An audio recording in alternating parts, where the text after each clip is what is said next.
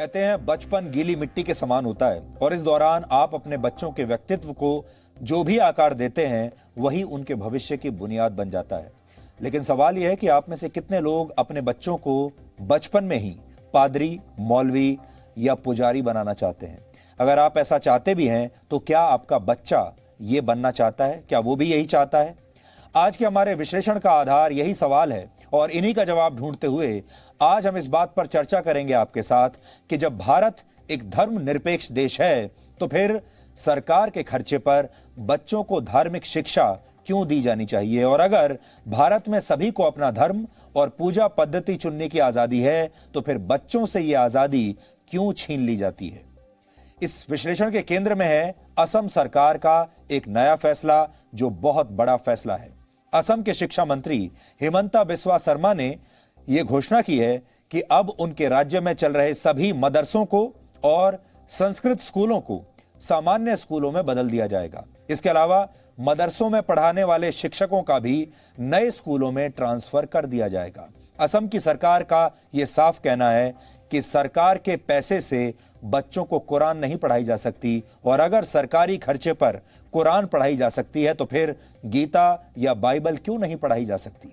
लेकिन अब हर फैसले की तरह इस फैसले का भी हमारे ही देश में विरोध शुरू हो गया है और इस पर भी देश दो हिस्सों में बंट गया है।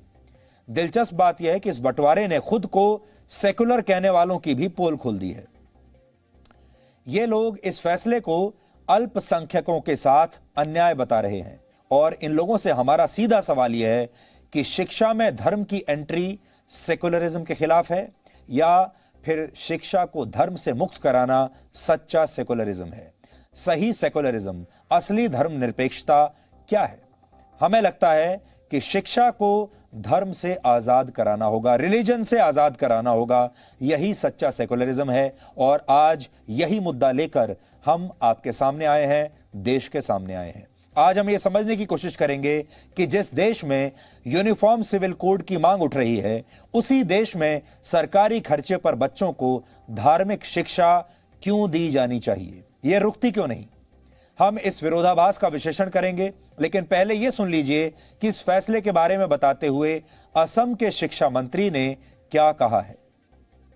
Assam has the unique distinction of running madrasa through the government funding.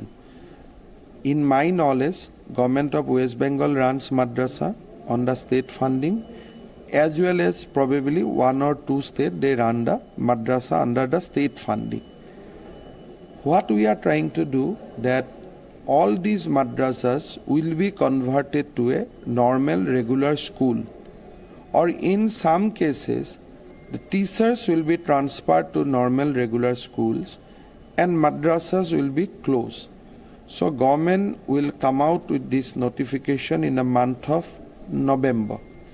There is another reason while we believe that government should not spend money for doing something which is not in our mandate, because in my opinion teaching Quran cannot happen with the cost of the government. So if we have to teach Quran with the cost of government, then we have to teach both Bible and Bhagavad Gita also at the cost of the government. So we want to bring a similarity, uniformity, and we want to stop this practice. तो असम के शिक्षा मंत्री मदरसों को बंद कर देना चाहते हैं और अब मदरसों को कोई भी सरकारी मदद, सरकार से पैसा नहीं मिलेगा। और वो साफ साफ कह रहे हैं कि अगर सरकार से पैसे के आधार पर मदद लेकर अगर मदरसे चल रहे हैं तो फिर गीता भी पढ़ाई जानी चाहिए, फिर तो बाइबल भी पढ़ानी पड़ेगी। इसलिए इस पर रोक लगानी बहुत जरूरी है और यह फैसला बिल्कुल सही है। भारत में असम समेत इस समय कुल 18 राज्य ऐसे हैं जहां मदरसों को केंद्र सरकार से फंडिंग मिलती है। इनमें मध्य प्रदेश, छत्तीसगढ़, त्रिपुरा और उत्तर प्रदेश जैसे राज्य भी शामिल हैं। लेकिन अब असम ने इस प्रथा पर रोक लगा दी है। लेकिन धर्म और शिक्षा को अलग अलग करने के इस फैसले पर राजनीति भी शुरू हो गई है, क्योंकि यह मुद्दा ही पहले दिन से राजनीतिक मुद्दा रहा है। यह मुद्दा पहले दिन से वोट बैंक का ही मुद्दा रहा है। बच्चों से किसी को कोई लेना देना नहीं, धर्म के प्रचार से किसी को कोई लेना देना नहीं। ये असल में पूरी जो कहानी है ये राजनीति पर केंद्रित है, इसलिए राजनीति तो इस पर होगी ही। इस पर अलग अलग राजनीतिक दलों ने अपना अपना पक्ष रखा है। वो क्या पक्ष है पहले आप ये भी देख लीजिए और फिर हम इसका विश्लेषण शुरू करेंगे। किसी भी सरकार को ये हक हासिल नहीं है कि वो मदरसों पर पाबंदी लगा दे और बंद कर दे। सरकार ज़्यादा से ज़्यादा ये कर सकती है कि उन पे जो फाइनेंशियल मदद है उस पर वो पाबंदी लगा दे, मदरसों पर पाबंदी नहीं लगाई जा सकती। इसीलिए मेरा मशवरा है कि तमाम मंत्रियों को एक एक बार संविधान पढ़ाया जाए, वरना उनसे इस्तीफे मांग लेने चाहिए। 15 साल तक कांग्रेस में थे, अब बीजेपी की बोली बोल रहे हैं। अगर आपको सेकुलरिज्म देखना है तो सिर्फ आप जो है मदरसे और संस्कृत के स्कूलों को टारगेट कर रहे हो। मैं निवेदन करता हूं तमाम मदरसे के लोगों से कि सरकार से 1 रुपया लेने की ज़रूरत नहीं है, जो लोग लेना बंद कर दो। हम अपने रिलीजन की चीज़ें, कुरान है जो पढ़ाना है, जो इंसानियत सिखा दी चीज़ें, उन चीज़ों को इस मुल्क का मुसलमान अपनी ताकत से अच्छी तरह चला लेगा।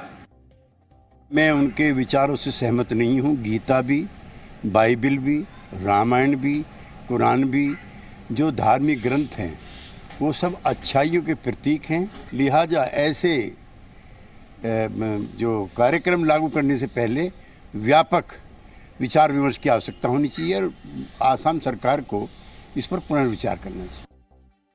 मुझे लगता है कि सारे बच्चों को मॉडर्न एजुकेशन ज़रूरी है और यह सिस्टम लागू करना चाहिए, ताकि प्रधानमंत्री जो बार बार कहते हैं कि एक हाथ में, खास कर मैं मुस्लिम समाज का इसलिए बोलते हैं, एक हाथ में कुरान, दूसरे हाथ में साइंस होना चाहिए, मतलब जो किताब होनी चाहिए। मुझे लगता है कि लक्षद्वीप का जो मॉडल है वो बेस्ट मॉडल है मेरे ख्याल से। लेकिन लक्षद्वीप में हर बच्चे को धार्मिक पढ़ाई अपने घर के लिए, लेकिन मॉडर्न एजुकेशन पर मस्ट है। वैसा पूरे देश में लागू हो तो बहुत अच्छा होगा, देश के हित में बहुत अच्छा होगा। मध्य प्रदेश, उत्तर प्रदेश और त्रिपुरा में इस समय बीजेपी की सरकार है, जबकि छत्तीसगढ़ में कांग्रेस की सरकार है। यानी सरकारी खर्चे पर धार्मिक शिक्षा देने का काम और इन मदरसों को चलाने का काम लगभग सभी सरकारें करती हैं, चाहे किसी पार्टी की सरकार हो। और इसके पीछे मकसद क्या है यह हमें बार बार आपको बताने की जरूरत नहीं। आप सब लोग बहुत समझदार हैं, तुरंत समझ जाएंगे कि इसके पीछे मकसद क्या है। क्योंकि भारत का 70 वर्षों का इतिहास धार्मिक तुष्टीकरण की ऐसी ही मिसालों से भरा पड़ा है जब से हम आजाद हुए हैं।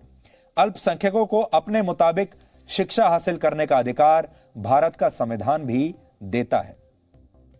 संविधान के आर्टिकल 30 के मुताबिक भारत के अल्पसंख्यकों को यह अधिकार है कि वो अपने खुद के भाषाई और शैक्षिक संस्थानों की स्थापना कर सकते हैं और वो बिना किसी भेदभाव के सरकार से ग्रांट भी ले सकते हैं, सरकारी मदद भी ले सकते हैं। और भारत में मदरसे संविधान के इसी आर्टिकल के आधार पर चलते हैं। यानी संविधान ने इस बात की छूट दी है, मदरसे उसी संविधान के आधार पर चलते हैं, लेकिन अपने इस अधिकार का दुरुपयोग करते हैं। और बड़ी बात यह है कि संविधान ने ये जब सब कुछ किया था तो सही मंशा के साथ ऐसी धाराओं को जोड़ा गया था, लेकिन बाद में इन धाराओं का दुरुपयोग होने लगा और हमारे देश के नेताओं ने, सरकारों ने चुनाव जीतने के लालच में, वोटों के लालच में इस दुरुपयोग को रोका नहीं। मदरसों को यह दुरुपयोग करने दिया। मदरसों ने उसके बाद शिक्षा की बजाय कुछ और करना शुरू कर दिया और हमारे देश के नेताओं ने इसे होने दिया क्योंकि इसमें उनका फायदा था।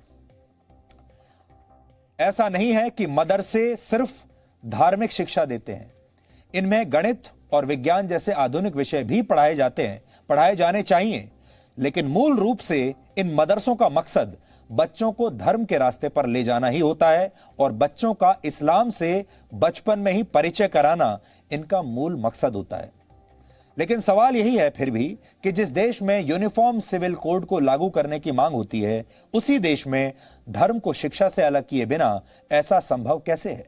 और उससे भी बड़ा प्रश्न यह है कि जो छोटे छोटे बच्चे सही और गलत की पहचान करने में भी सक्षम नहीं होते, उन्हें यह कैसे पता चलेगा कि जो उन्हें पढ़ाया जा रहा है वो उन्हें तरक्की के रास्ते पर ले जाएगा या फिर कट्टर बना देगा?